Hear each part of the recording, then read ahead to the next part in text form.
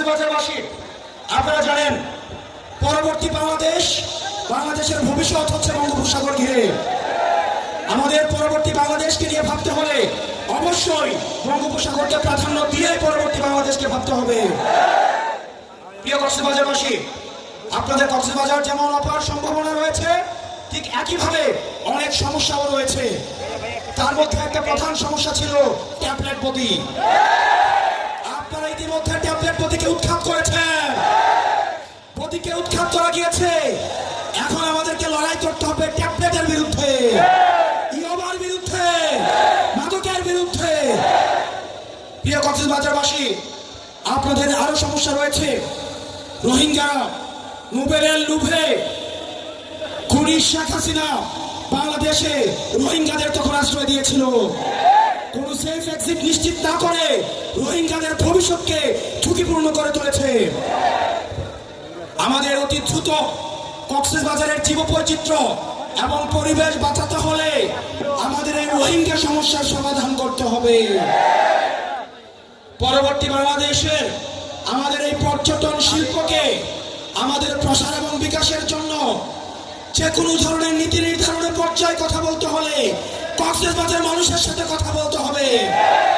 এখানের মৎস্য চাষীদের, লবণ চাষীদের যে ন্যায্য হিস্সা সেগুলোকে নিশ্চিত করতে হবে।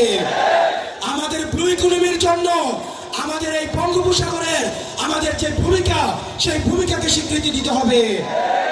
আমাদের পরবর্তী বাংলাদেশ হিমালয় থেকে বঙ্গোপসাগর, এবং সেটির জন্য আমাদের গঠনমূলক আমাদের কার্যক্রম অব্যাহত রাখতে হবে। আমরা কোনো নতুন কোন গডফাদারের আবির্ভাব হতে দেব না।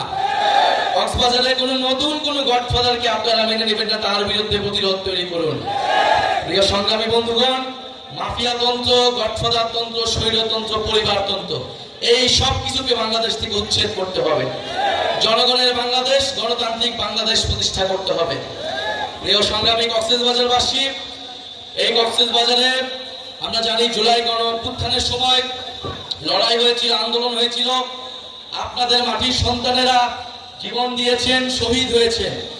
আরো একজন শহীদের কথা বলতে চাই, যিনি রোহিঙ্গা কমিউনিটির হয়েও এই গণ অভ্যুত্থানে শহীদ হয়েছিলেন, শহীদ নূর মোস্তফা। আমরা চাই অবিলম্বে তাকে গ্যাজেটভুক্ত করা হোক।